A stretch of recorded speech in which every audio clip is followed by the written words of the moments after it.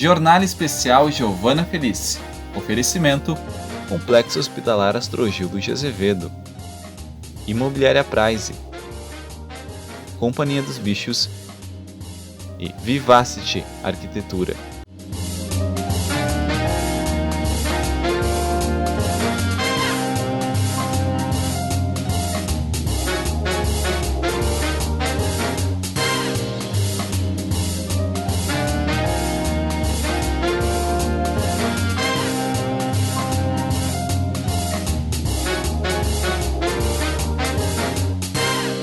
Olá! Periodicamente, o programa oportuniza a abertura do espaço para atualizarmos você sobre fatos que são de extrema relevância para a história local, regional e estadual. O Jornal Edição Especial está no ar. O programa de hoje traz a notável trajetória de 32 anos do ilustríssimo juiz criminal Dr. Ulisses Fonseca Lousada, com destaque sobre a sua magnânima contribuição para a história do direito no estado do Rio Grande do Sul. O Dr. Ulisses Fonseca Lousada é natural de Rio Grande, graduado em Ciências Jurídicas e Sociais pela Fundação Universidade Federal do Rio Grande. Mestre em Educação pela Universidade Federal de Santa Maria, a caminho do doutorado. Comanda o Centro de Referência em Estudos sobre Educação e Formação Humana no Sistema Penitenciário Brasileiro, certificado pela UFSM-CNPq. É professor adjunto do Departamento de Direito da Universidade Federal de Santa Maria, onde ministra aulas de Direito Penal e Processo Penal.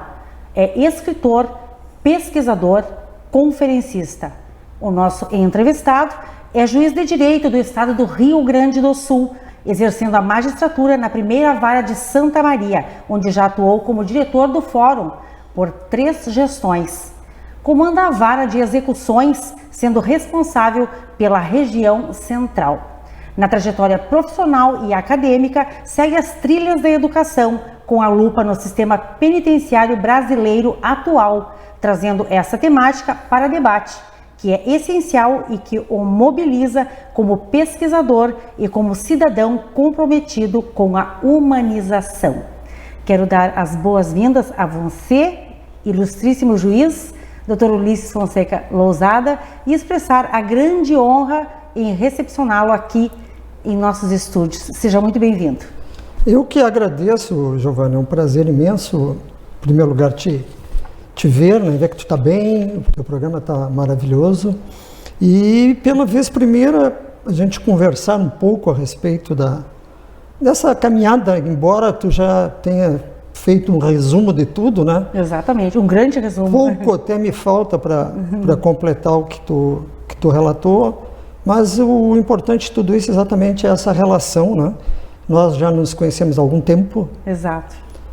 Desde os bancos acadêmicos, né, eu tive esse FADISMA, privilégio, né? De tê-lo como meu mestre. Eu converso mais do que...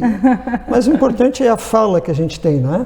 Com certeza. E desde a primeira vez que eu te conheci, sempre foi uma satisfação bastante grande. E eu vi o teu lado humano que tu tem, esse lado também de comunicação, que é uma coisa bastante importante hoje, né? Mas principalmente a forma como tu trata as pessoas pelas quais tu conversa, tu traz aqui no teu programa, que já é uma referência aqui em Santa Maria. Então, para mim, efetivamente, é uma satisfação muito grande, novamente, estar contigo e conversar contigo. Muito obrigada pelas suas palavras, vindo de você, é realmente uma grande honra, né? E a sua presença enobrece o nosso programa. E hoje, doutor, queremos ser o veículo condutor da sua história inspiradora.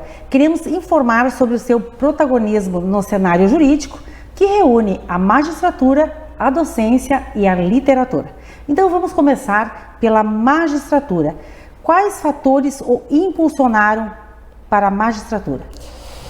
Eu, como todo e qualquer piada à época, né, a gente não tinha o que hoje as pessoas têm, né, celular, tablet. Talvez a gente fosse um pouco mais feliz, né? Então, como eu sempre gostei muito de futebol, uma vida mais simples. Era uma vida mais tranquila, né? Sim. Talvez mais proveitosa, tá? Eu diria assim, num sentido de saúde. E a minha mais saudável, né? E a minha cidade é uma cidade plana, né? As pessoas não acreditam quando eu falo, mas ela é uma cidade que ela está a 1,5 m acima do nível do mar. Não, mas não pode, mas realmente ela, tanto que quando nós éramos crianças, eu e meus irmãos, a gente brincava, ficava cavando assim, e encontrava água, né?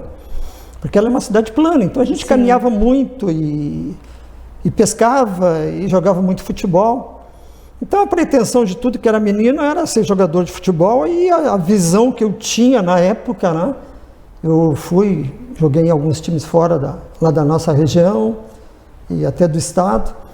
E a ideia que tinha, porque eu sempre também gostei de ler, sempre gostei de ler, é uma satisfação para mim, assim, é uma coisa muito, muito pessoal, eu me satisfaço com a leitura, né? Já sabemos disso. E realmente eu gosto, o futebol e leitura, para mim, elas me fazem bem. A leitura faz parte da sua vida. Faz. Eu leio tudo, né? O pessoal até mexe comigo, que eu leio até rótulo de papel higiênico. Eu leio tudo, eu tenho um vício por leitura, e ela me satisfaz. Talvez eu seja uma pessoa muito curiosa, né? Sim. E aí acaba indo além. Exatamente. Ainda mais numa época que a gente não tinha esses recursos que nós temos hoje, né? Então eu pensava em estudar e jogar e talvez ser um professor de educação física, né? Isso aconteceu. Eu fui e me formei na época no ensino, que na época era o ginasial, né? E fiz vestibular para educação física.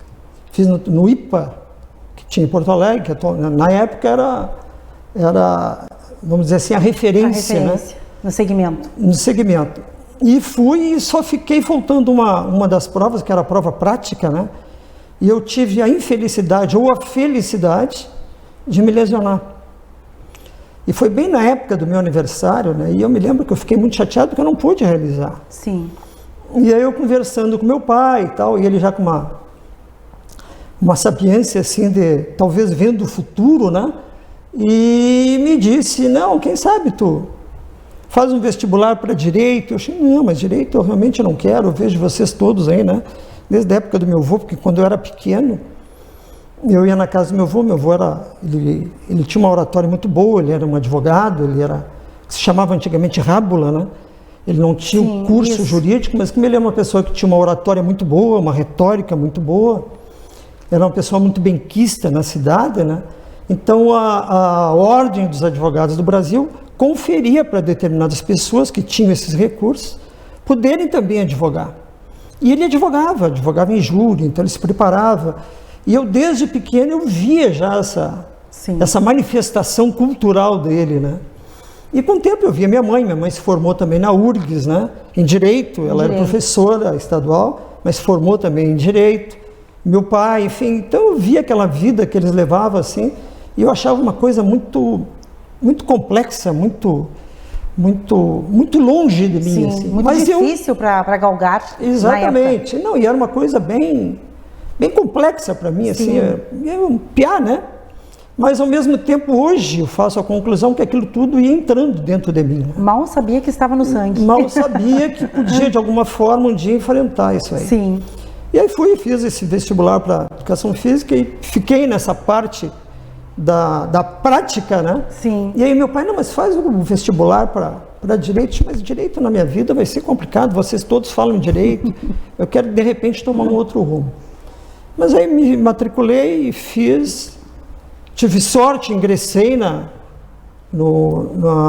universidade lá, federal, no direito. Sorte ou inteligência? Talvez.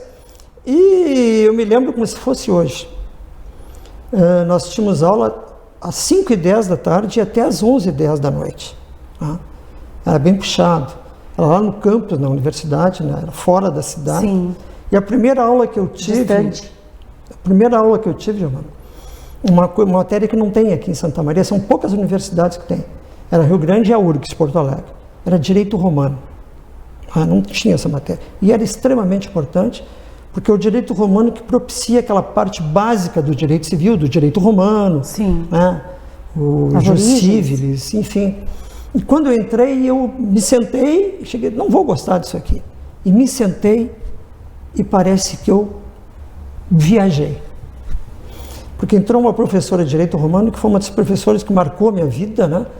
Porque ela efetivamente me trouxe uma ideia, uma visão de direito, um direito romano, em que nós fazíamos júri com pretores, e aquilo me encantou. Eu realmente, assim, que você se identificou. Num passe de mágica, eu me identifiquei com tudo aquilo. Depois, quando eu cheguei em casa, eu fiquei quieto, parado, e meu pai no outro dia, mas e aí, meu? Eu fiquei, pois é, e fui levando, e eu não conseguia ainda processar, pegar aquilo que eu estava realmente sentindo. Sim. Né? E sabe que eu fui indo, e me apaixonei, e veja, eu completei a faculdade em 4 anos. 4 anos? 4 anos eu fiz a faculdade. Concluiu antes? Concluí antes. E no terceiro ano, 3 anos e 6 meses, mais ou menos, eu consegui tirar uma carteira de provisório, né? E já comecei a fazer audiência, já fazia júri, com a participação sempre de um advogado, né? Sim. E aí começou a minha vida, e eu fui, me formei no dia do meu aniversário, tive essa felicidade. E 2 meses depois eu tinha... Olha que interessante, no dia do aniversário. Exatamente, no dia do meu aniversário. 2 meses depois eu fiz concurso para docente lá na Universidade Federal. Também tive a sorte, tinha uma vaga, consegui entrar, 3, 4 meses depois eu já estava dando aula. E veja, eu estava dando aula para os colegas que eram meus colegas de curso. De curso. Desde lá. Desde lá. E eu tive uma passagem que é bem importante, né? Porque quando eu entrei na sala de aula para ministrar, e veja, eu estava dando Teoria Geral do Processo, TGP. E as 2 cadeiras que me deram, Teoria Geral do Processo e Direito Civil, Parte Geral. Um horror isso, né? Assim, no primeiro momento, né? Eu digo um horror hoje, olhando, né? E aí eu entrei, a primeira pessoa que eu vejo na primeira cadeira da sala de aula, eu olhei assim, o diretor, que foi meu diretor no colégio, lá no Colégio Estadual Lemos Juro, né? Porque eu sempre estudei em colégio público, nunca estudei em colégio particular, né? E eu encontrei primeira classe, o diretor. Que foi meu professor de física, e me olhando com aquela cara assim, porque ele já era um senhor, eu era um piá, né? E eu, seja o que Deus quiser, né? Aí me sentei, comecei a fazer a chamada, e aí aquela chamada bem devagar, lentamente, né? Bem lentamente, então... respirando, né?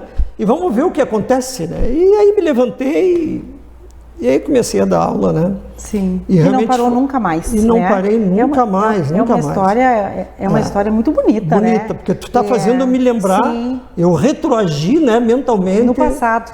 Mas, a sua família foi determinante, né? Foi a sua maior inspiração, porque você transpirava esse assunto em casa, né? Até então, iniciar a sua inserção neste âmbito, né? Então, foi realmente determinante.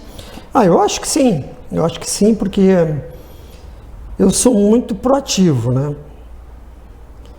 E eu não penso muito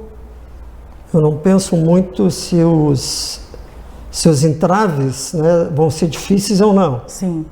Eu desde guri sou assim, né? Você enfrenta para transpor. Eu penso que eu vou ter que vencer, né? Eu não penso em ser derrotado. Mas já fui muitas vezes. Mas eu acho normal, isso faz parte da vida, né? Mas entra para vencer. Eu entro sempre, procuro entrar para vencer. Para ganhar o jogo, né? Por isso que você é um grande vencedor. E sabe-se, doutor, que antes da sua atuação na área criminal, você atuou em outras áreas, né? E foram experiências que se somaram à sua carreira.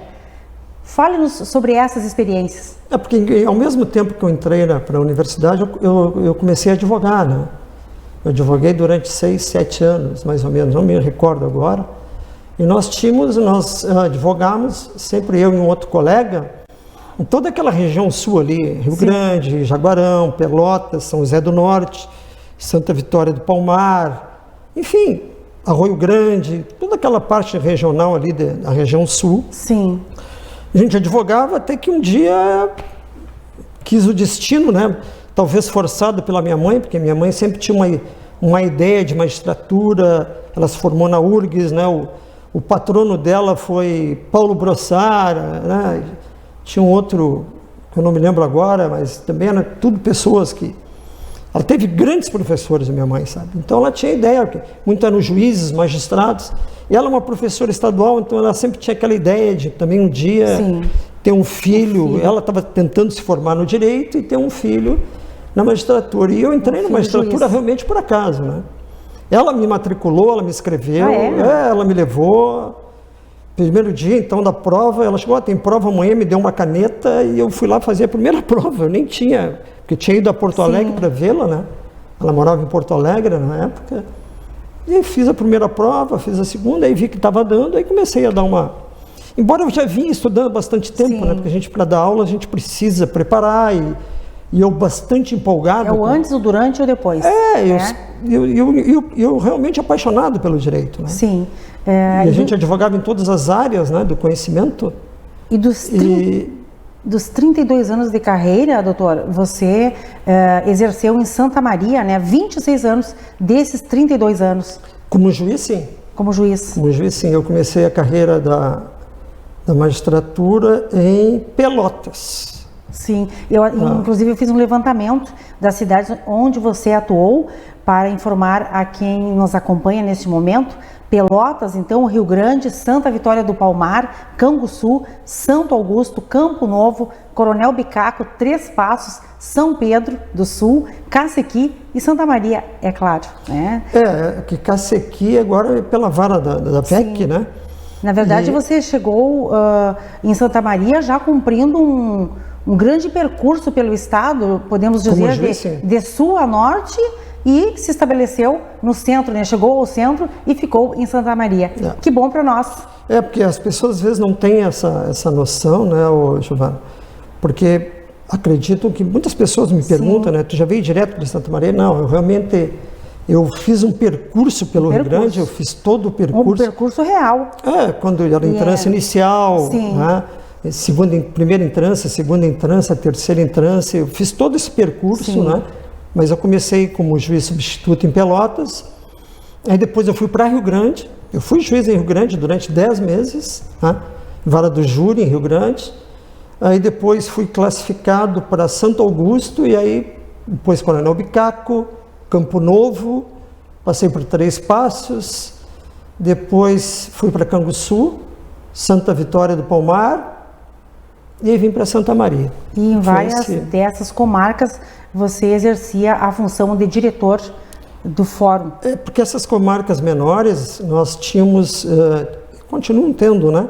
Uma jurisdição geral, né? Então nós fazíamos tudo que é matéria, enfrentarmos a competência do juiz dessas comarcas menores, né? Uma competência, é um juiz judicial.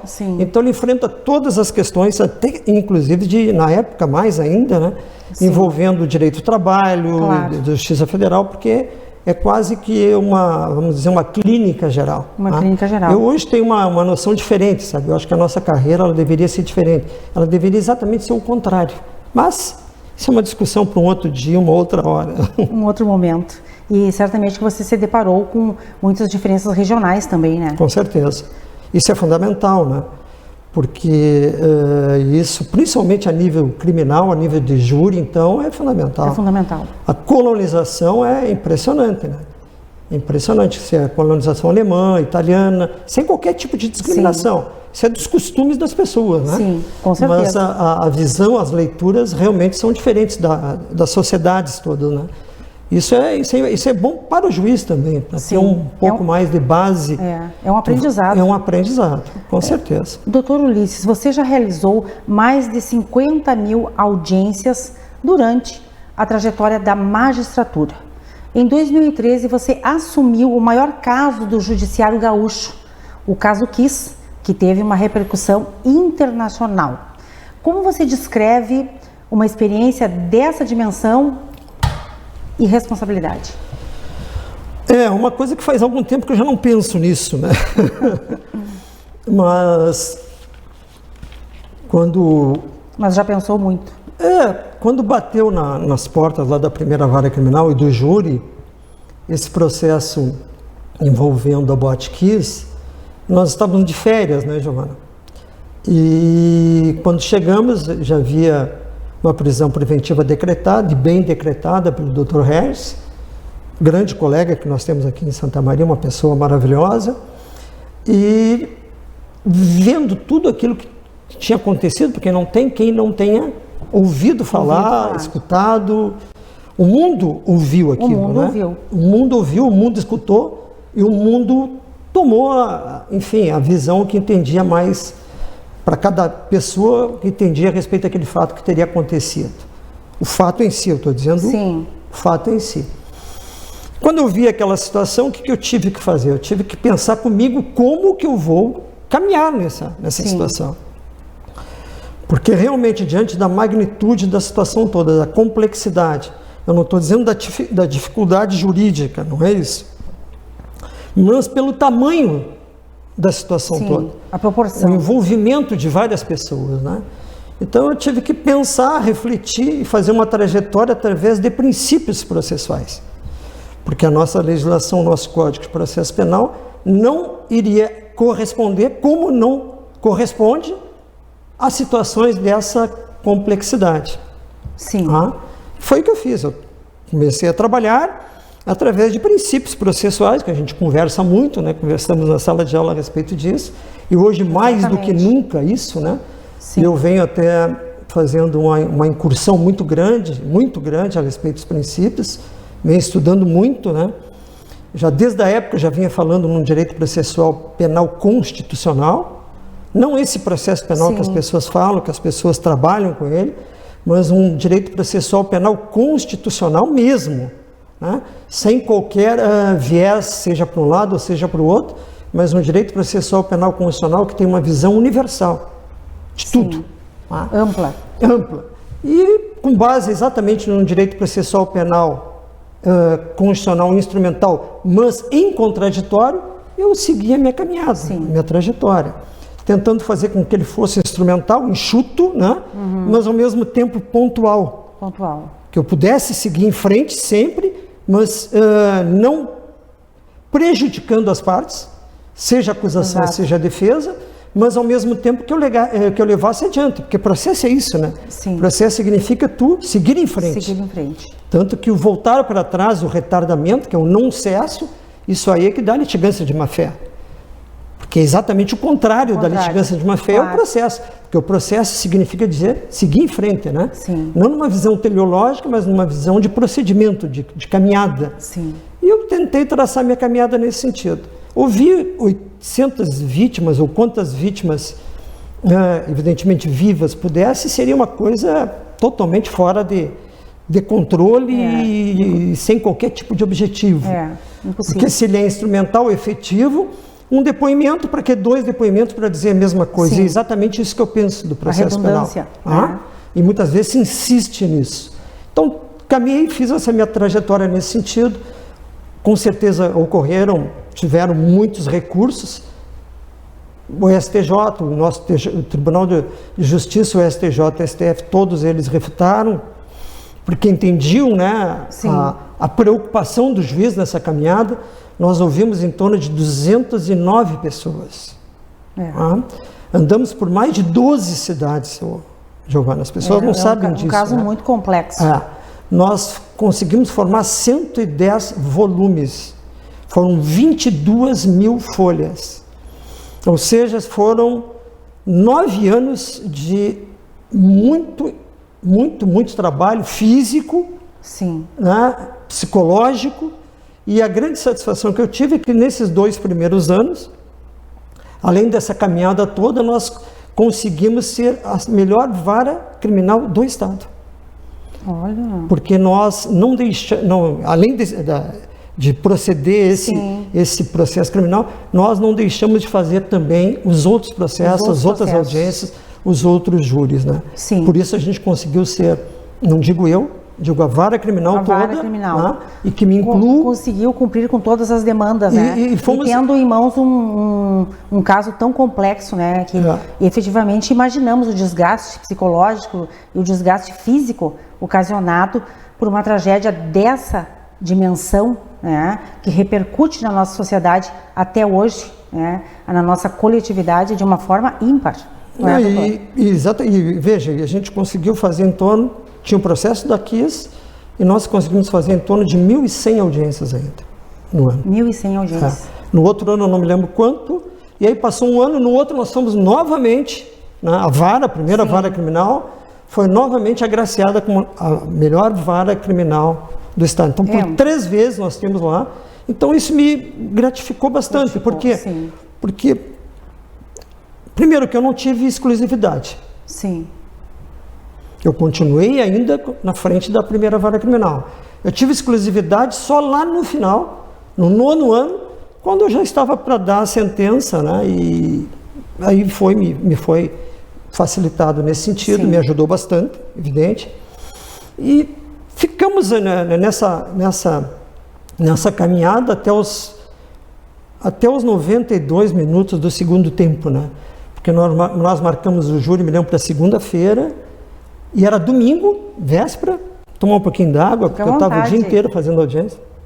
Exatamente. Era domingo, véspera, e nós ainda estávamos esperando se haveria, qual seria a decisão do recurso. E eu ainda estava psicologicamente focado, porque nós conseguimos, claro, evidentemente, com uma ajuda magnífica da Universidade Federal de Santa Maria, através do professor Burman, não é? Através do professor Schuch, do Mário Ronaldo, todos que nos deram um maior carinho, um maior afeto e principalmente nos propiciaram, né, que nós fizéssemos júri. Nós estávamos com tudo pronto. Tudo pronto. Que bom que você teve todo esse apoio. Todo o apoio, também do tribunal, né? Nós conseguimos... Sim.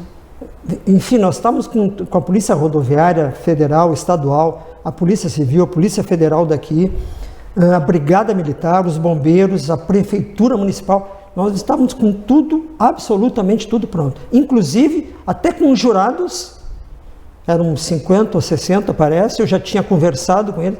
Quando veio, então, a decisão respeitável, sim. Eu sou uma pessoa que, como eu gosto que respeite também aquilo que a gente faz, eu também respeito o que os outros fazem.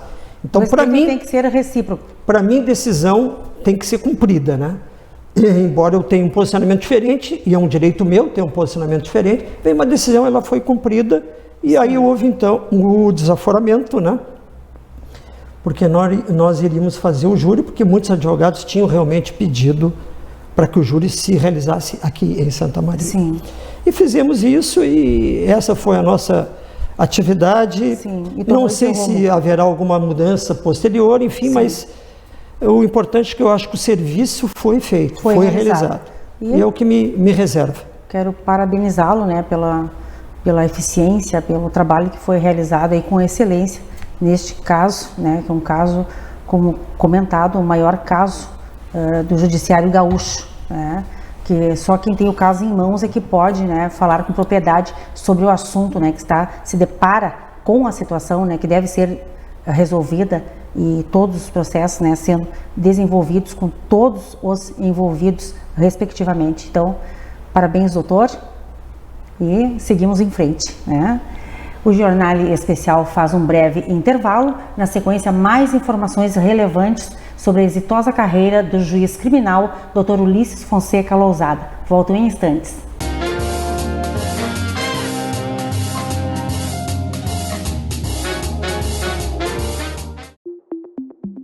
Complexo Hospitalar Astrogildo de Azevedo. Centro de referência em saúde no interior do Rio Grande do Sul.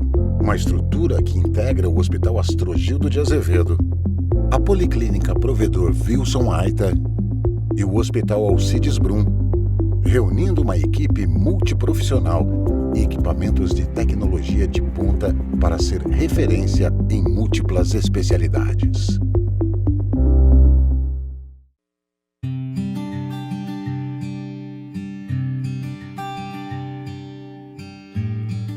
Olá! Hoje apresentaremos o trabalho desenvolvido pelo escritório Vivacity Arquitetura. E quem dá vida a esses projetos somos nós, as arquitetas Carla e Briane. Convidamos a todos a acompanharem o programa e conhecerem um pouco mais do nosso trabalho.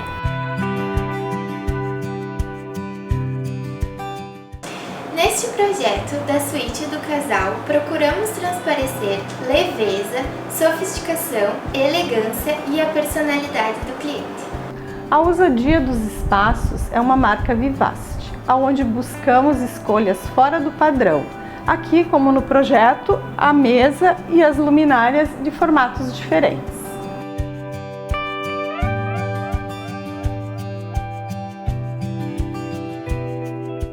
Nesta parede da cabeceira, desenvolvemos uma composição de ripados, painéis, estofados e papel de parede. Pode parecer que tudo seria muitos elementos para uma parede só.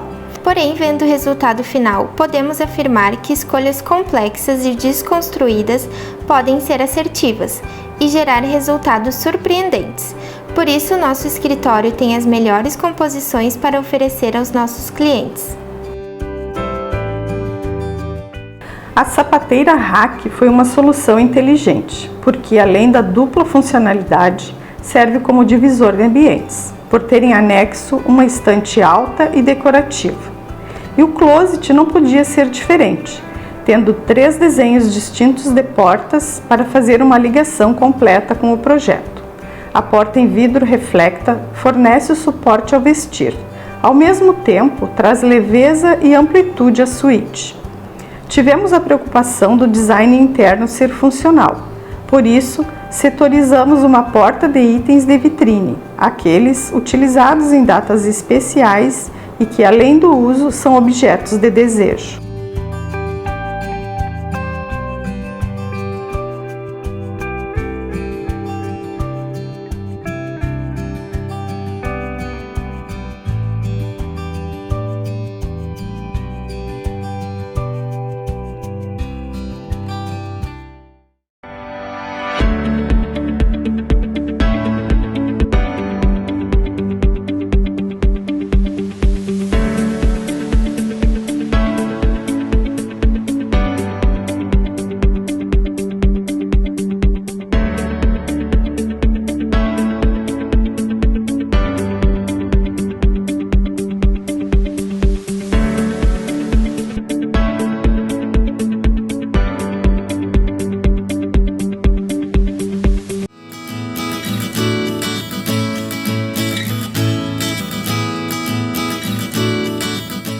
Essa é a nossa equipe Cibrama Policlínica, nossa gerente Sandy, nossa consultora de vendas Andréia e nossa subgerente Silvia.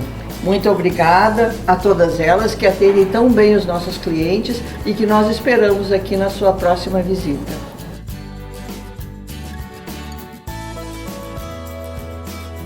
Eu sou a Sandy, gerente da Cibrama Policlínica Wilson Aita. Nós trabalhamos 100% com marcas brasileiras, garantindo conforto, qualidade e estilos para nossos clientes. Aguardamos vocês, clientes queridos, que venham nos visitar e essa equipe está pronta para recebê-los.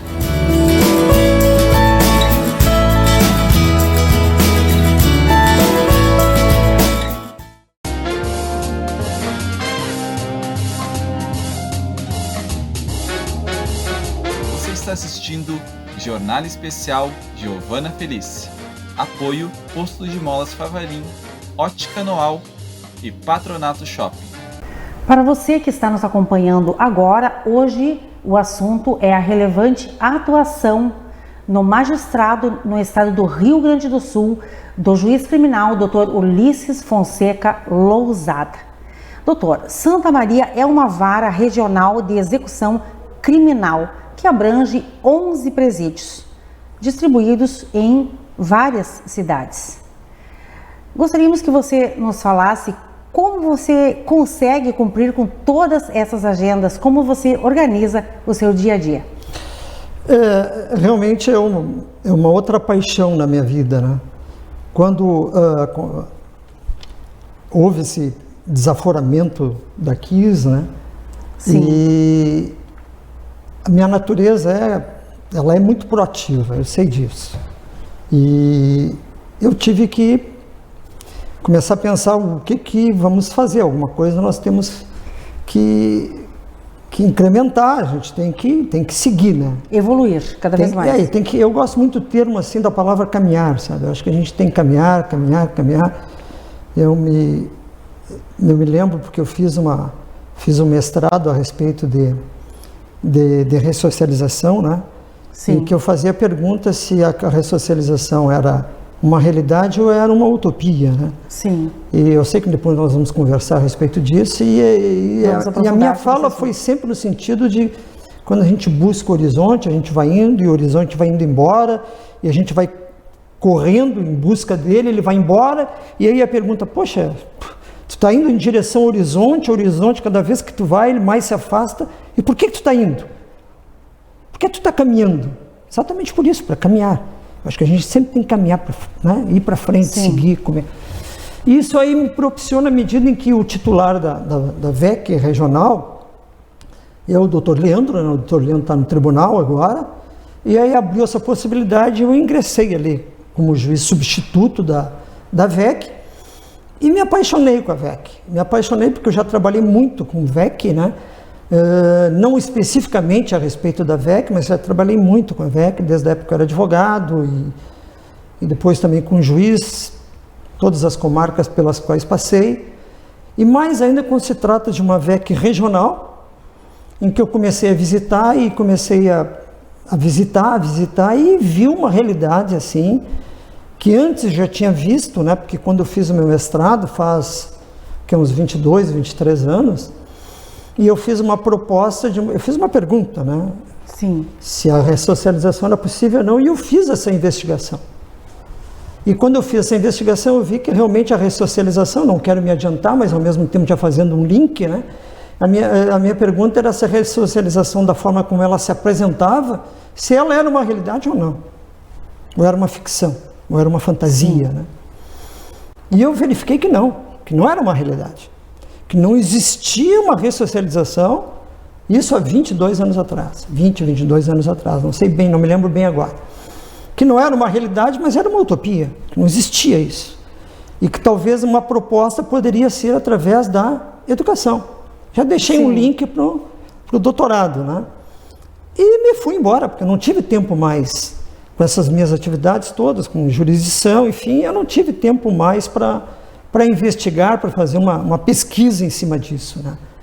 E eu me lembro na época, porque quando eu entrei na magistratura, antes de entrar na magistratura, eu fiz um mestrado na URGS, a primeira turma de mestrado de processo civil na URGS, eu fazia parte disso. E eu não consegui encerrar exatamente porque eu passei no concurso da magistratura e não me permitiu mais, porque eu tive que rodar o Rio Grande, né? Sim. E aí tinha muito trabalho pela frente? Não tinha como, porque eu comecei tipo beduíno do direito, cigano, de comarca em comarca, e eu tinha que ficar em Porto Alegre. Realmente lá a turma de processo civil era uma turma muito, muito, muito dedicada. Foi a primeira turma de processo civil, primeira turma de mestrado no estado, né? E tinha professores maravilhosos, assim, Clóvis do Couto Silva, o Adroaldo Furtado Fabrício, que depois era até meu orientador, inclusive foi até presidente do Tribunal de Justiça, enfim. Então era muito puxado, eu não tinha como conciliar as duas atividades. Então eu deixei, não completei o mestrado. Sim. E era Teoria Geral do Processo. Teve que fazer opções. Processo Civil, fiz opções. E quando eu fiz essa dissertação agora, eu também tive que deixar. Sim. Porque em razão dessa minha atividade jurisdicional. Fazer opções, mais uma vez. E quando eu vim para cá, cheguei aqui, já fiz concurso para a Universidade Federal. Sim. Santa Maria também tive sorte, consegui ingressar. Então eu já tinha duas atividades que não me permitiam, mas aí eu fiz e consegui concluir esse mestrado, né, a respeito de presídio penitenciário, e deixei esse tempo todo esperando. Então quando surgiu a oportunidade agora das VECs, começou a me surgir todas aquelas, como se tivesse ficado numa Winchester dentro de mim. Sim. Né, e começou a borbulhar tudo aquilo que eu tinha pesquisado, e comecei agora a pensar também, vem cá, mas e a educação? A educação, ela pode ou não existir dentro dos presídios? E eu tenho viajado bastante, né? Sim, até nesses 11 presídios todos nossos aqui, e verificando exatamente o que acontece. Porque uma coisa que tem que ficar muito clara, Giovana, para todo mundo, e isso eu venho falando até na sala de aula principalmente, as pessoas que de alguma forma ou de outra elas se desviam das normas reguladoras, elas praticam uma conduta antinormativa, ou seja, cometem um delito, efetivamente elas têm que Elas têm que pagar por isso. Pagar por isso. Pagar no sentido de o verbo não, mas vamos dizer assim, a fala das pessoas que estão presas, né? Sim. Eu vou lá e pago. É como se tu fosse na venda, tu comprou um objeto, tu tem que pagar. É o vocabulário utilizado. Tu tem que pagar. Então as pessoas, existem regras, as regras têm que existir, as normas para elas estão aí para serem cumpridas. Para serem cumpridas. Isso é fato. A pessoa cometeu um delito, a pessoa tem que pagar, seja quem for. Seja quem for, cometeu um delito, tem que pagar, porque as regras são fundamentais para que as pessoas consigam viver uma vida de relação. Não tem como tu viver, Eu até me debato com o Zaffaroni quando ele faz aquelas alusões dele, nós temos, porque ele é um abolicionista, Ele disse, nós temos que acabar com o Código Penal, o Código de Processo Penal, abolir tudo e voltar a estaca zero. Como assim? Isso é um absurdo, com todo respeito, É um absurdo porque isso aí é novamente voltar o quê? Eu sou Deus e a partir de mim, a partir do zero, vamos começar tudo. Aí é só mudar de mão o bastão. Exato. Com todo respeito, estou falando cientificamente, Nada contra uma visão científica. A pessoa maravilhosa que é o Zaffaroni. Mas eu discordo nesse sentido, porque eu acho que as normas, as regras, elas têm que existir sim. Porque o meu direito termina quando começa o teu. Sim. E com base nisso aí eu comecei a emergir dentro desses presídios e tenho entrado e vou nas galerias. Esse último mês de janeiro, no início do mês de janeiro até o final do mês de janeiro, com 45 graus, com 46, estou eu e o pessoal do NIJ lá comigo, E a gente vai nas celas verificar se... Porque uma coisa é tu cometeu o delito, e outra não é, e não exclui, que essas pessoas também têm direitos e garantias fundamentais, que tem que ser asseguradas para as pessoas isso. Sim. Mas ele é preso? Sim, ele é preso. Ele está pagando pelo que ele fez. Mas isso não significa dizer que ele não seja uma pessoa, um ser humano, e que tem que ter respeito. Sim, com dignidade. Com dignidade, tem que ter dignidade. Dignidade humana, Embora a nossa Constituição Federal ela traga talvez um impropério linguístico, porque ela fala em dignidade da pessoa humana. Poxa, se é pessoa, tem que ser humana, Não estou querendo corrigir nada, mas talvez seja alguma coisa que tem que ser revista. Uma redundância aí. Uma redundância, pessoa humana, Então eu gosto mais de dignidade humana que já resume... Eu sei o que diz a Constituição, mas eu estou tentando de alguma forma doutor, expressar. E para melhor entendimento de quem nos assiste, você atende presídios localizados nos municípios de Santa Maria, naturalmente, São Cepé, Caçapava, Agudo, São Vicente do Sul, Cacequi, Jaguari, Júlio de Castilhos e Tupanciretã, que pertence a Júlio de Castilhos. Pertence a Júlio de Castilhos, é verdade. E houve aumento de criminalidade, como foram os índices de criminalidade nesses municípios durante a pandemia? Olha, primeiro, esses presídios todos eles trouxeram uma coisa que eu achei bastante significante. O índice de Covid foi muito pouco. Quanto à população mundial, quase todo mundo pegando Covid, sim. Nesses presídios não acontecia isso. Teve presídio que não teve Covid, porque o pessoal realmente se cuidou, as pessoas cuidaram, as pessoas que estão lá. Eu tenho também informações que vêm de encontro, e não ao encontro, de muitas falas. Sim. Porque eu estou há muito tempo nessa caminhada, sabe, Giovana? Eu tô há bastante tempo, não só como juiz, mas também como advogado. Eu fazia muito júri como advogado, fazia muita audiência como advogado. E a visão que eu tenho é uma visão do fato, Uma visão da realidade, e não dos livros da academia. E a visão que eu vejo é uma visão completamente diferente da visão que muitos livros que eu tenho lido bastante agora têm trazido. Sim. Por exemplo, existe uma coisa chamada porta giratória, que é uma porta em que tu faz o cálculo das pessoas que entram e das pessoas que saem no presídio. Existe uma informação dizendo que nós temos em torno de mais ou menos 780, 790 mil presos no Brasil. Isso é que é a informação que trazem para a sociedade. Sim. E não é verdade. Nessas portas giratórias eu fiz uma pesquisa de campo, vendo, ouvindo, sentindo, que sai mais do que entra. Chocante isso, Chocante. Porque as pessoas dizem o contrário. Mas dizem através de onde e por onde que dizem. Se baseia em quê? Eu estou me baseando no que eu estou vendo. Sim, na realidade. Isso é o que se chama de porta giratória. Entra e sai. Talvez um presídio dos 11 tenha no outro mês entrado mais do que saiu. E o mais do que saiu, eu vou te dizer assim, em torno de 700 para 600. Tem presídios que têm vagas. Tem presídios com alguma lotação demasiada? Sim, tem. Sim. Mas todos esses presídios muito, muito, muito bem administrados pelos seus diretores. Inclusive, tem 2 presídios aqui nesse juizado de execuções, nessa VEC regional, que são dirigidos por 2 mulheres. 2 mulheres diretoras de presídio masculino e que fazem um serviço brilhante. Brilhante. Muito bem. E se dedicando de corpo e alma, algumas até no final do mês, dando do seu próprio salário para corrigir, às vezes, determinadas situações que não seriam elas que deveriam trazer, mas deveriam ser abastecidas pelo próprio Estado. Eu presenciei, né, uma dessas pessoas, não vou dizer quem, porque talvez até devesse dizer, mas ela não gostaria que eu dissesse, elas pagam remédio para muitas pessoas que estão aprisionadas, do seu próprio salário. Né? Às vezes uma panela de pressão que está faltando. É uma informação que as pessoas desconhecem. Desconhecem, né? Isso. Né? Isso é dignidade da pessoa. Isso é dignidade humana. Mas é preso. Sim, mas ele está pagando, ele está cumprindo com aquela dívida que ele tem, não para com o Estado, porque o Estado não existe, né? O que existe é a sociedade, existe governos, governantes, né? Mas Estado, quem é o Estado? O Estado é um ente fictício, fruto da razão, né? Da nossa imaginação, que muitas vezes a gente diz que o culpado é o Estado, até para desviar determinadas situações. Mas o Estado não pode ser culpado de nada, né? Uma lei também não, né? Mas o Código Penal, o Código de Processo Penal, mas a lei penal que é ruim, a lei processual penal que é ruim.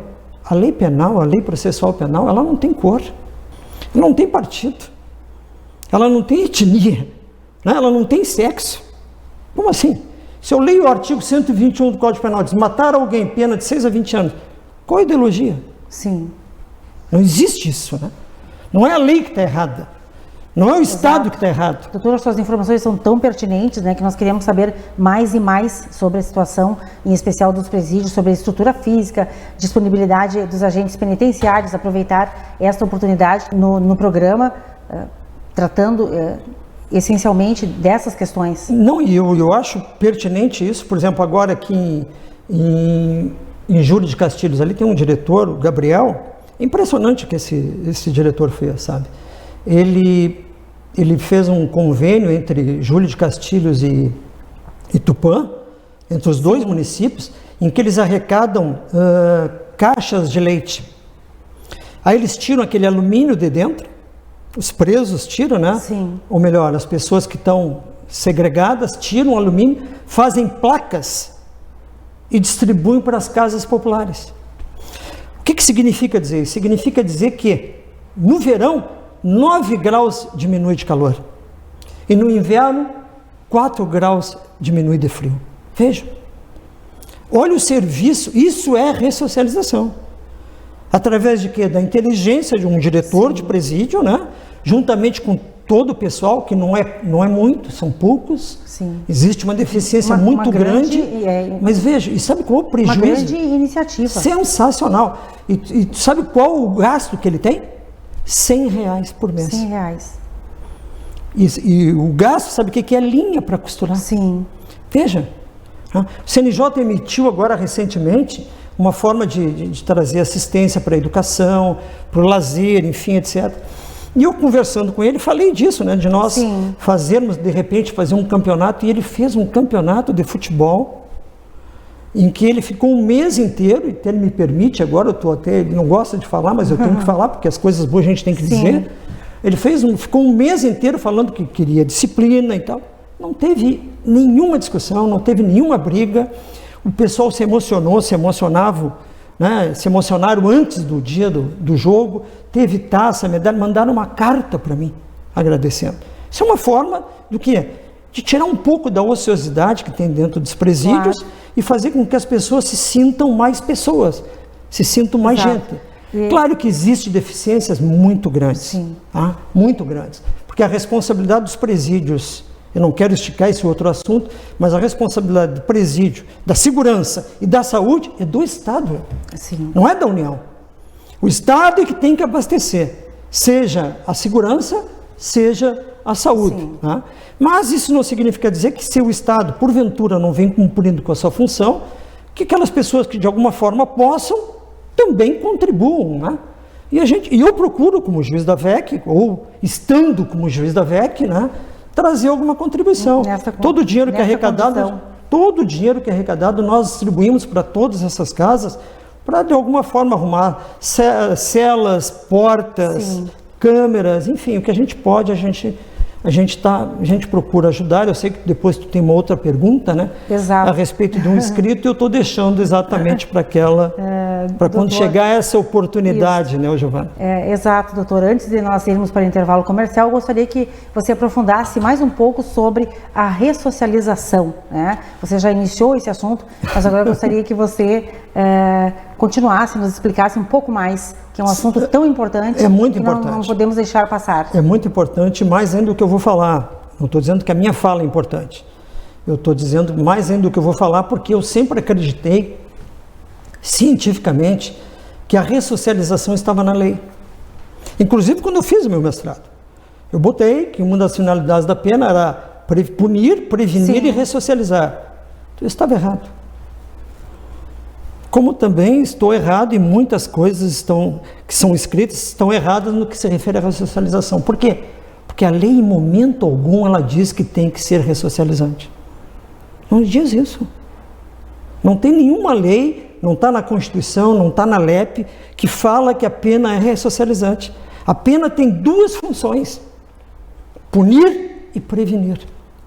Ah, mas é a ressocialização. Isso é coisa da doutrina.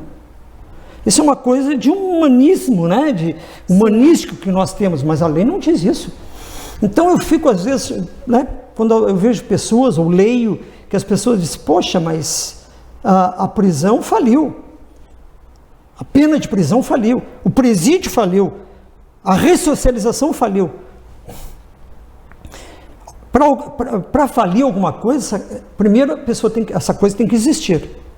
Como a ressocialização nunca existiu, nunca faliu, então. Não tem o que falir. Não tem o que falir. Segundo, se a prisão tem como finalidade reprimir e prevenir, ela reprime realmente. Então a finalidade dela é correta. Sim. Eu não estou dizendo que isso aí, mas ela não ressocializa. Sim, a lei não fala que ela tem que ressocializar. Quem fala que ela tem que ser ressocializante somos nós. As pessoas que estudam, as pessoas que trabalham, as pessoas que têm uma visão humanística, mas a lei não diz isso. Sim. Mas está lá na LEP. Não, o que a LEP diz é o seguinte, ela fala que tem que prestar assistência educacional. Porque quando se fala em ressocialização, tu tem que falar ou tem que ter uma visão maior do que isso, ou seja, de que a pessoa cumpra a pena e volte e ingresse na sociedade de forma que não venha reincidir. Exato. De forma que não fique 2 meses e se sinta que está fora daquele meio e retorne para lá. E quando fala em educação de escolaridade. De dar, nós vamos agora 3 dias com referência ao trabalho, 3 dias de serviço por 1 de pena, ou 18 horas de educação por 1 de pena. Sim, mas qual é a educação que tu estás levando para dentro de um presídio? Português, matemática, inglês? Isso ressocializa? Alguém que já foi alfabetizado, que já teve português, inglês, matemática, tu vai repetir isso para ele? Se quando tu deu a primeira vez não adiantou, o que adianta tu repetir? O que adianta a segunda vez? Sim. Não é? E tu vai o que? Alfabetizar essas pessoas? Só que aí tem um outro fator muito importante que se chama o livre-arbítrio. Será que essa pessoa realmente ela quer estudar? Ou ela vai estudar por uma outra finalidade, para só reduzir a sua pena? Sim. E se é isso que acontece, que é o que se chama de remissão, cadê a ressocialização nisso? Não resolve, né? Aonde que está? É ruim dizer isso. E eu estou falando isso não como juiz, sabe?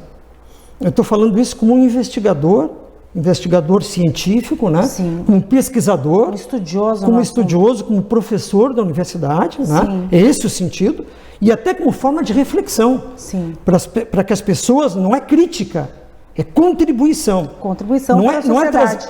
Desculpa, mas não é trazer aquela informação do mais do mesmo. Sim. Porque tem muita coisa escrita, muita coisa falada, Giovana, que é mais do mesmo. Sim. Então eu estou tentando provocar, né, a fala, a conversa, o discurso nas pessoas, que as pessoas venham a refletir a respeito disso. Porque uma coisa muito complicada que existe, hoje o preso está contido, amanhã ele está contigo. Complicado e real. E às vezes as pessoas, poxa, mas preso, porque a ideia de prisão, ela não traz, existe um certo distanciamento, seja do Estado e seja da sociedade. As pessoas não dão muita importância para o sistema prisional, não dão. Elas fazem mais ou menos como se fosse uma proforma. Entrega o trabalho, trabalho, tem estudo, tem isso. Sim. Mas não existe essa preocupação. Mas ela tem que existir. Porque é aquilo que não é frase minha, né? Mas hoje ele está preso. Ele está contido. Mas amanhã ele está contigo. Então, ele vai retornar para lá. De um jeito ou de outro ele vai retornar para lá. Porque a pena tem um fim. E quando ele cumprir, quando ele pagar, ele retorna. E como que ele vai retornar? Essa é a pergunta. Qual preso que tu queres de volta para a sociedade? É isso que eu tenho que perguntar para as pessoas. Para a sociedade. Sociedade, qual preso que tu queres quando retornar para o teu clã, para a tua vida, para a tua cidade, para o teu estado, para o teu país, para o teu mundo? É isso. Essa é uma caminhada. Muito bem. E no que concerne, então, a ressocialização, você afirma que o sistema não ressocializa, ao contrário, tira do sujeito a possibilidade de voltar a integrar-se à sociedade. Não, eu queria fazer uma vírgula. Eu não estou dizendo bem isso assim, João, mas eu estou dizendo o seguinte. Veja, a pena, ela é necessária. A pena é necessária. A prisão cumpre com a sua função? Cumpre. Porque ela reprime. Tu pode até discutir se ela é ou não preventiva. Sim. Preventiva no seguinte sentido. Qual a finalidade da pena? Tu cometeu um delito, tu vai pagar. Sim. E ao mesmo tempo informar para a sociedade, dizendo, olha, se alguém cometeu um crime, vai para a cadeia. Então é o sentido preventivo. Tu pode até discutir esse sentido preventivo da pena. Mas hoje ninguém tem mais medo de ir para a cadeia. Por quê? Porque existe progressão, existe remissão, enfim, a lei penal porque a lei penal, ela é muito leniente. As pessoas dizem, não, mas o Código Penal ele é extremamente punitivista. Minha gente, não é isso. Não é isso. Se a gente verificar, fazer uma análise do direito penal em si, o direito penal, cada dia que passa, ele traz benefícios no sentido de reduzir a pena.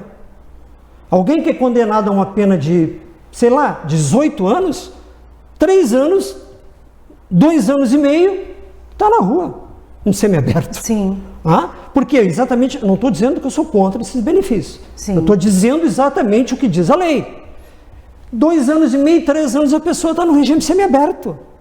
Então, esses 18 anos são 18 anos fictício.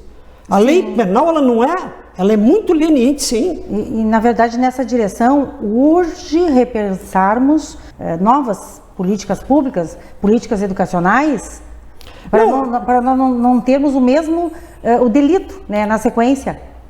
Exatamente. Aí entra no preso, o que nós queremos para a nossa sociedade. Né? Então, resumindo... É nesse sentido. Em resumindo, aquela ideia que se tem, que a pena é punitiva, preventiva e ressocializante, primeiro, ela não tem nada de ressocializante, porque não está na lei. Sim. E eu sou a favor da ressocialização? Sim, todo mundo eu acho. Né? Com certeza. E nos caráteres punitivo e preventivo. Punitivo, sim. Preventivo, vamos botar no meio. Então, de 3 nós temos 1,5. Sim. Mas só que nós temos que trabalhar com a ressocialização. Sim, tem que trabalhar. Tem que trabalhar. Esse é um assunto bastante abrangente, né? Claro. E que vamos convidá-lo para participar de uma outra edição, para continuarmos a falar desse assunto tão importante para a nossa sociedade, né? Teríamos muito mais a falar, né? Mas precisamos fazer uma pausa no nosso jornal. Vamos fazer então um intervalo comercial, hoje entrevistando o juiz criminal, Dr. Ulisses Fonseca Lousada. Em seguida estamos de volta.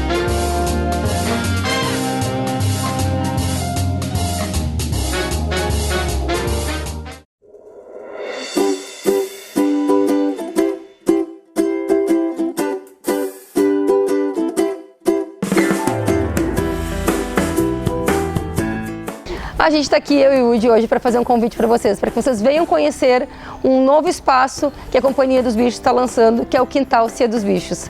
É um espaço de recreação, onde você encontra, além de acolhimento para o seu pet, educação, amor e muita diversão.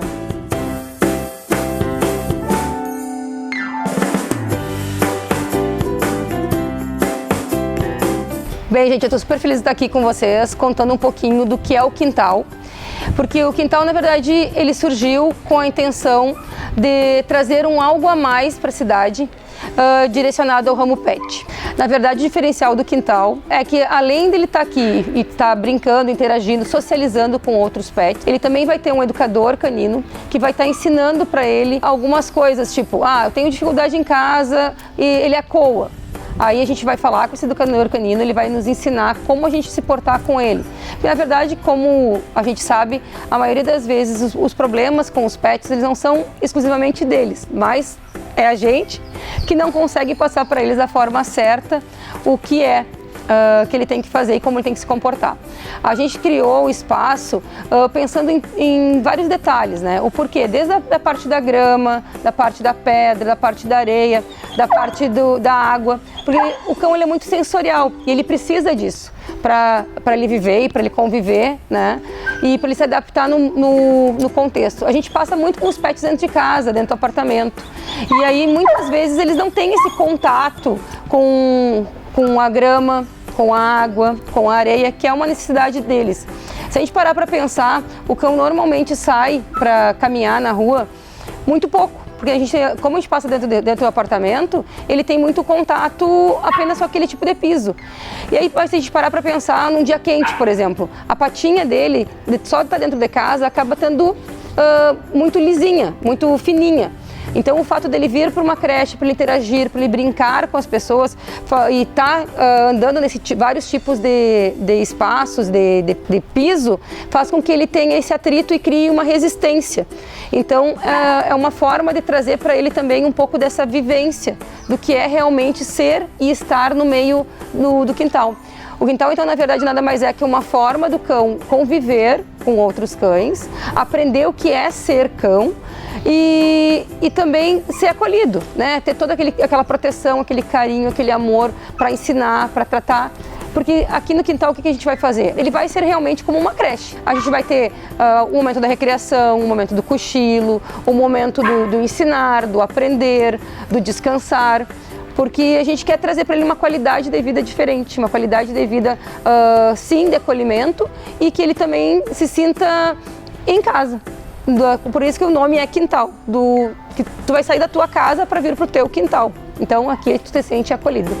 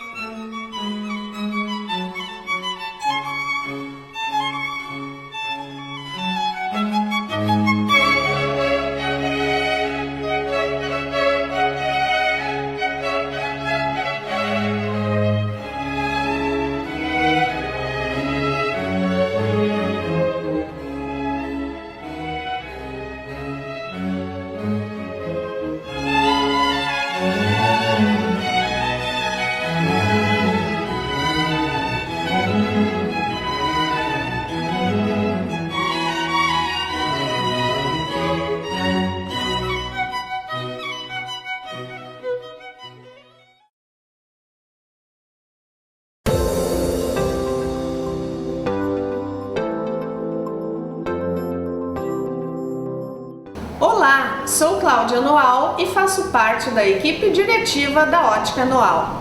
Nossa empresa é essencialmente familiar, a qual já está sendo administrada pela segunda geração da família. Fazemos parte do comércio de Santa Maria há 64 anos ininterruptamente. Somos uma ótica especializada, contamos com laboratório próprio e nossos colaboradores estão aptos a oferecer o que há de melhor e mais moderno em armações e lentes. Além disso, também comercializamos óculos solares, relógios, bombas e cuias de chimarrão em ouro e prata e semijoias. Nosso trabalho está pautado no tripé: tradição, experiência e qualidade. Venha nos visitar para conhecer nossos produtos e serviços. Estamos sempre no tradicional endereço da Rua do Acampamento 340 e também na Avenida Presidente Vargas, na Policlínica Wilson Aita. Teremos o maior prazer em atendê-los.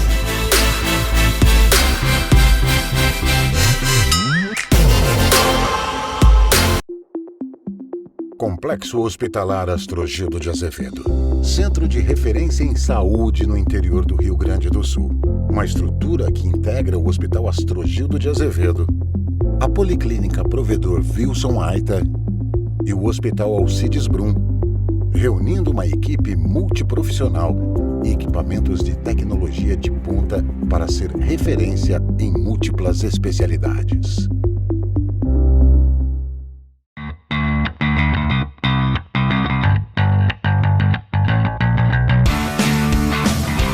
O Patronato Shopping é sua escolha certa em maquinário. Somos a concessionária Elite Steel mais antiga em atividade em Santa Maria, com mais de 15 anos de atuação, trabalhando com todo o seu portfólio de produtos disponíveis no Brasil.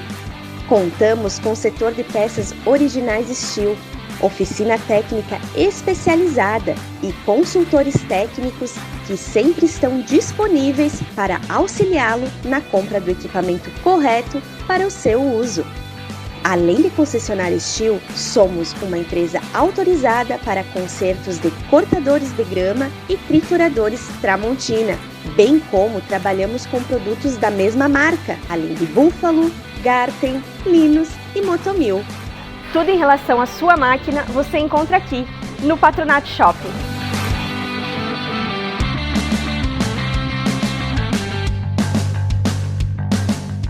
Você está assistindo Jornal Especial Giovana Felice. Apoio: Acessórios e Looks em Pilau, Cibrama, Inbuilt, Tecnosom e Sul Contábil.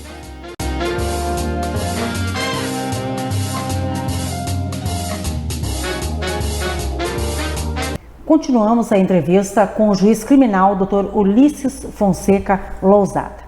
Agora vamos falar da docência. O que representa para você a trajetória de mais de 3 décadas de docência, ministrando aulas nas principais instituições do estado do Rio Grande do Sul? É um momento assim, eu vou te dizer, Giovana, sublime para mim, sabe? Eu já fiz essa indagação e o ano passado, talvez, o ano retrasado, quando começou essa pandemia, eu comecei a refletir a respeito dessa minha caminhada toda, né? Sim. Enfim, a vida da gente, porque é importante às vezes tu parar um pouco para pensar. Bela caminhada, né, doutor? E é importante às vezes tu parar um pouco para pensar, porque é o que não está ocorrendo ultimamente, né? O mundo hoje parece que as pessoas não pensam mais. Eu vejo essa gurizada aí, com todo respeito, né? Mas eu vejo que hoje as pessoas são capazes de ficar 3, 4 dias no celular e não ficam 5 minutos consigo. Realmente. Consigo próprio, né? Elas não conseguem... É verdade isso que você está dizendo. Elas não conseguem ficar com elas mesmas, né? E quando se deparam, não sei até qual foi o... Porque quando fala em pandemia do vírus, do coronavírus, eu acho que existe um vírus muito maior que é quando as pessoas ficam, às vezes, 2, 3 minutos com elas mesmas, elas já saem correndo, tem alguma coisa que foi incutido de uma forma invisível nas pessoas, que fazem com que as pessoas não consigam mais ficar, eu não estou nem dizendo com aquela pessoa que está do lado delas, mas elas não estão conseguindo ficar mais com elas mesmas. E os jovens, então, hoje, mais ainda, né? Os jovens hoje, eles estão todos unidos no sentido de uma competição. Então, quando eu vejo as pessoas dizendo, não, mas o fulano está assim porque cada família... Não existe, com todo respeito, a gente sabe que existe um outro conceito de família, eu entendo, e tem que se mudar através das mudanças, né, que ocorrem na vida. Mas o jovem hoje, a família do jovem são os amigos. É a balada, é as festinhas... entra em casa, cumprimenta o pai para pedir dinheiro ou para... Isso é mundial o que está acontecendo com as pessoas, né? Infelizmente. Então a culpa não é dos pais. Primeiro que nunca foi dos pais, porque todo mundo tem livre-arbítrio, né? Tu ensina, mas chega um ponto que se a pessoa não quer, não adianta. Não tem mais o que fazer. E a verdade é tão grande que às vezes tu tem uma família com 4 filhos, 3 dão certo e 1 não dá. Por quê? Se o pai e a mãe tiveram a mesma educação, mostra exatamente o livre-arbítrio, né? Sim. Aquela pessoa que ela teve tudo e se desviou daquilo tudo. Seja na classe alta, média, baixa, que eu acho um absurdo de classes, né? Sim, mas em qualquer patamar. Em qualquer patamar que tu coloque, é isso que se vê, né? As pessoas, por mais que tu ensine, mas o exemplo, e tu dá exemplo, e as pessoas parecem que querem até desafiar o teu exemplo. Às vezes até o contrário.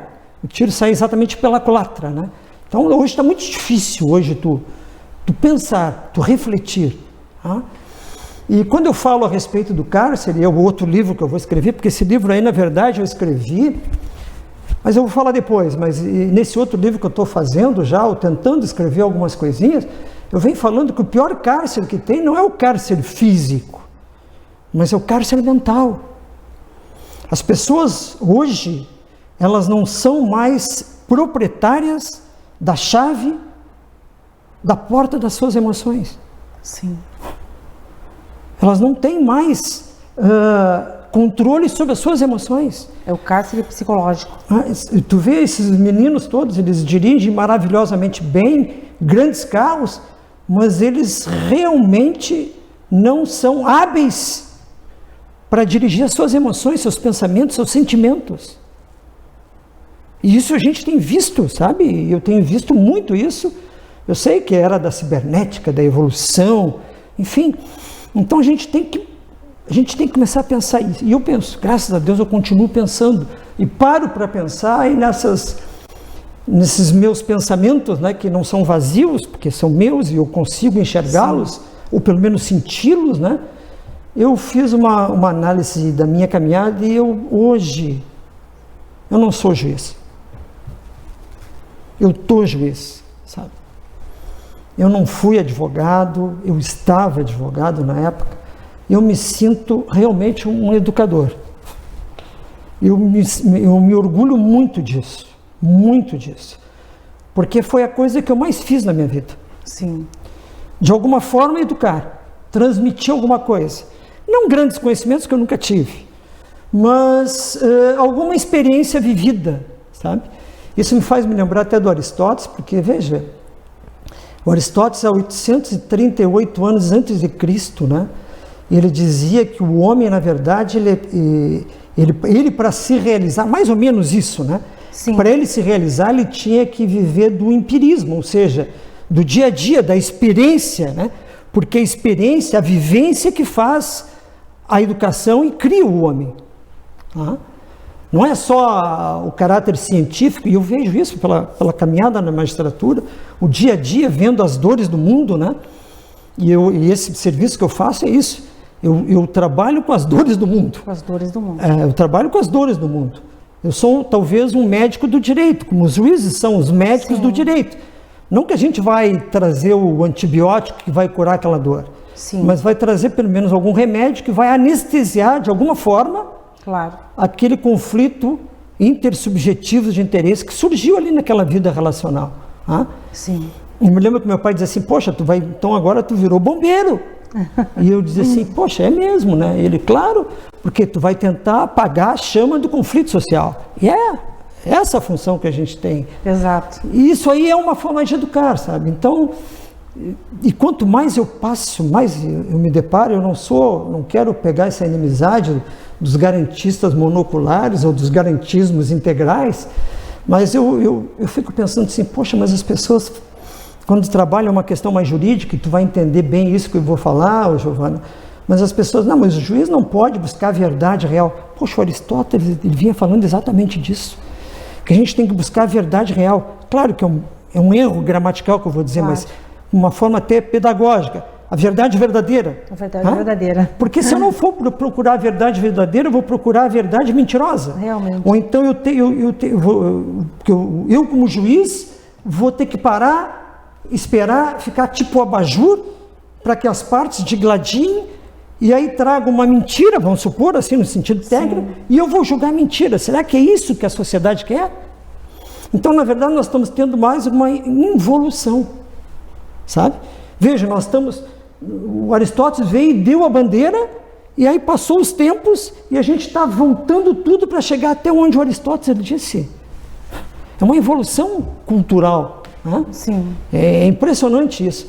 E eu acho que o papel disso tudo é a questão da educação. A educação, a educação é o grande poder. Porque o homem primitivo, Giovanni, ele era solitário, mas ele era muito proativo. Só que ele não era egoísta. Ele não era mau, ele não era perverso, ele não era amoral. E por quê? Porque ele veio antes disso.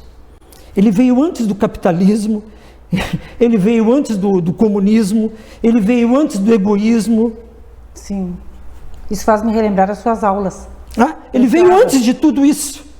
Ele só começou a ser isso por quê? Porque tudo isso que existe, que traz todos esses conflitos, eles são posteriores ao ser humano. Só que as pessoas não pensam nisso. Não pensam nessa situação, que esses conflitos todos que existem, porque o homem realmente, eu tenho que concordar às vezes com Maquiavel, quando ele diz que o homem é o lobo do homem, né? E que o homem, por nascença, ele é mau, ele é ruim, E aí eu penso num dos meus filhos, que eu me lembro, coisa de criança, né? Que ele era pequenininho, tinha 2 anos, foi lá, quando nasceu outro, ele queria botar o dedo no olho do outro. Claro que não tinha maldade, mas aquilo vinha inato do ser humano. Vem inato. Então, o que acontece? Quando a pessoa nasce, ela começa a se educar. Ou começam a educá-la. E aí a gente tem que puxar o Nelson Hungria, né? Quando ele falava dos freios inibitórios. O que a gente é na vida é isso. Essa nossa vivência, nós vamos aprendendo a reprimir esse sentimento primitivo. Doutor, você falava em orgulho, né? Realmente deve ser indescritível ver hoje um juiz, um promotor, um defensor, um advogado, um bacharel em direito, um profissional da área jurídica, reconhecidos profissionais da área jurídica que passaram por você e absorveram conhecimentos, profissionais bem-sucedidos na área jurídica que você ajudou, contribuiu para todo esse sucesso. Isso não tem preço, não é verdade? Eu não digo que ensinei, né? Mas eu trouxe algumas conversas, algumas falas para que a gente refletisse, né? E eu acho que é fundamental isso. Eu acho que mais do que o diálogo, né, nós temos que propiciar que aquelas pessoas que estão conosco, né, que elas também participem da conversa. Sim. Diz que o maior educador foi Jesus, e foi mesmo, né? Porque a pedagogia que ele empregava, não estou falando nada de religião. Não é nada de religião. Sim. Se existiu a figura de Jesus, ele foi um grande pedagogo. Ele foi um grande professor. Porque ele trazia fala e fazia com que as pessoas refletissem a respeito daquilo ali. Né? Que as pessoas pensassem a respeito daquilo. Eu não quero que ninguém adira aquilo que eu estou falando, que adira a minha vontade, não. Eu quero que as pessoas pensem, reflitam, que assim como existe o pró, existe o contra, existe uma terceira via, uma quarta, enfim. As pessoas têm que refletir, elas têm que ter a noção de tudo que existe a respeito daquilo, para que então elas escolham o seu caminho e que sigam o seu pensar. Né? Muito bem, doutor. Agora, então, vamos dar o devido destaque para esta importante obra que você lançou recentemente e que eu tive a honra de receber um exemplar autografado. Muito obrigada. Doutor, qual o objetivo de escrever este livro e qual o teor desta obra, Desalgemando o Sistema Ressocializador, Clamor à Educação? Isso aí foi produto, né, da nossa caminhada lá pelas trilhas da academia, né, em que nós, na época, trouxemos como proposta a educação. E não havia ainda a remissão pela educação.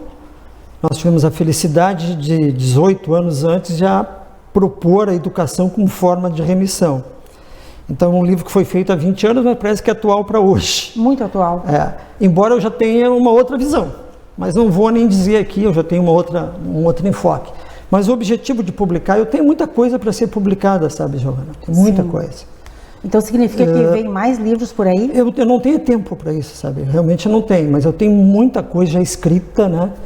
De livros de processo penal, de direito penal, já tenho até estocado todos os assuntos, mas não tenho efetivamente tempo para isso. Realmente não tenho. Me aposentar, mas pode ser que eu consiga fazer isso, ou agora eu consiga traduzir nisso. Mas eu tô... Que é um ganho para a sociedade. Mas eu me empenhei nesse aí, e fiz em 1 semana e meia até, porque eu já tinha mais ou menos pronto, né? Com o objetivo de tentar ajudar. Sim. Porque, embora não seja tarefa minha, função minha, eu vi num determinado local uma situação que não me deixou confortável. Né? Não me deixou confortável porque eu vi num determinado estabelecimento total que não existe cela para determinados gêneros. Sim. Né? E como não se dispõe dessa verba, eu estou tentando ver se consigo vender esse livro e pegar a verba e doar para esse estabelecimento. Vale informar, então, que o valor arrecadado através do livro será para melhorar esses locais privativos de liberdade, doutor. Porque eu vi especificamente, né? Eu vi uma pessoa tentando fazer uma sala de aula num determinado estabelecimento total.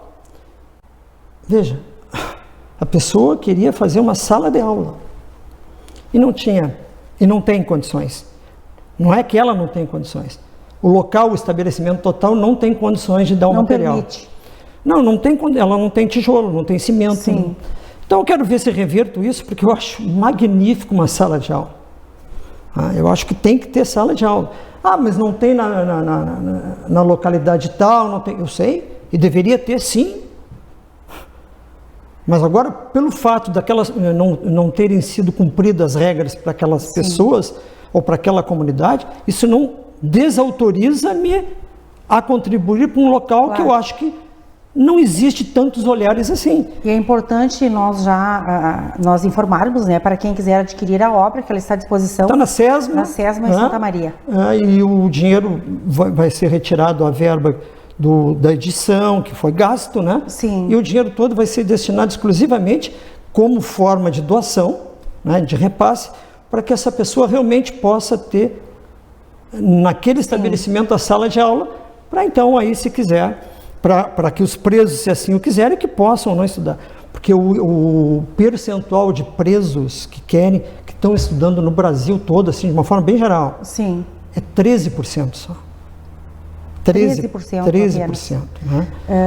Doutor, como leitora, se você me permite, né, quando eu iniciei a ler os depoimentos dos detentos, eu realmente fiquei chocada. Muito forte nos depararmos com essa dura realidade. Este livro, no meu entendimento, é um instrumento riquíssimo, né, para os futuros pensadores discutirem a reformulação do sistema prisional brasileiro, por exemplo, né, levando em consideração o contexto dos apenados, a situação de todos os envolvidos. O enfoque que eu venho trazendo já, caminhando já depois disso aí, já estou caminhando, né? Sim. é que eu quero buscar através da educação, porque é um choque muito grande, sabe, Giovana? Educação e presídio. Eles são dois ramos, vamos colocar assim, dois caminhos que eles são conflitantes. Porque a prisão, a finalidade é a repressão. Eles são contrários, né? A repressão. Antagônicos. E a educação é a liberdade. É a liberdade. Eu pego Paulo Freire, as pessoas, talvez alguma pessoa que esteja me ouvindo agora, mas eu pego Paulo Freire, né? E o Paulo Freire fala em quê? Libertação. Ele fala em libertação. Educação é libertação. Não posso trazer um caráter educativo senão através da liberdade, do conhecimento, dos direitos humanos. Então eu pretendo trazer uma fala exatamente entre educação, direito e direitos humanos. Sim. Porque eu quero exatamente fazer com que esses dois institutos, ao invés de eles serem conflitantes, que eles se juntem. Se juntem os dois. Sim. Que a prisão ela cumpra com a sua função. Com seu papel. Mas não prejudique a educação. E que a educação também cumpra com seu papel e não prejudique o caráter repressivo. Mas é uma longa trajetória, né, a ser percorrida. Mas será que é possível? Talvez eu tenha uma proposta. Então vamos aguardar a sua proposta aí, quem sabe nas próximas edições. Exatamente. E o programa continua à sua disposição para conversar sobre este assunto tão relevante. Parabéns pela sua grandiosa colaboração através das suas obras, né? Já podemos dizer assim. Dr. Ulisses Fonseca Lousada, o Jornal Edição Especial está chegando ao fim. Quero cumprimentá-lo pela sua impecável trajetória percorrida nas instituições judiciárias do Estado do Rio Grande do Sul. Agradecer a condição de mestre incansável do saber jurídico, né? Bem como por transformar em literatura a sua intransferível experiência profissional e pessoal. Um exemplo a ser seguido. Eu que agradeço, Giovana. Sempre que precisar, nós estamos à disposição, né? Eu sei que a minha vida é um pouco agitada, né? Deveras. Deveras agitada, porque eu durmo pouco, né? Eu durmo 4 horas por dia, 4 horas e meia. É muito pouco, doutor. Mas para mim me satisfaz, eu gosto muito de ler, então me levanto cedo sempre para ler, mas isso aí às vezes me desgasta bastante, né? No final do dia, às vezes eu estou um pouco cansado, mas sempre estaria à disposição do teu programa, ou de qualquer pessoa que de alguma forma queira conversar, né, a respeito do direito, numa forma científica, da educação, numa forma científica, e procurando ajudar. E gostaria que realmente, Giovana, que as pessoas pensassem mais, sabe? Eu acho que é importante que os jovens se dessem conta da importância que eles são para o futuro, não só aqui de Santa Maria, mas, né, do nosso país, do nosso mundo. País, né? do mundo, exatamente. Porque eles são exatamente as pessoas, eles serão os bagageiros do amanhã. Né? Os que vão dar continuidade, né? Dão continuidade, começar a pensar, será que realmente essa situação toda que nós estamos vivendo, essa desconexão das pessoas, elas com elas mesmas, vai nos levar... Começar a pensar nessa responsabilidade. Né? E às vezes o marido com a mulher, né? O vovô com a vovó, às vezes até o vovô com a vovó tá um no celular e outro no outro. Aí um bota no celular, vamos jantar, convidando a vovó. Será que é por aí? Será que esse é o caminho? Vamos deixar essa reflexão. Né? Agradeço então, doutor, a sua respeitável presença aqui em nossos estúdios, a sua disponibilidade e por nos conceder esta valiosa entrevista para o jornal. Foi um imenso prazer recebê-lo aqui e volte sempre. Muito obrigado, eu agradeço. Estamos encerrando esta edição especial do Jornal, que contou na íntegra com a participação do ilustríssimo juiz criminal, Dr. Ulisses Fonseca Lousada. Obrigada pela sua audiência e pela sua indispensável companhia. Obrigada aos nossos patrocinadores e apoiadores. Até a próxima edição.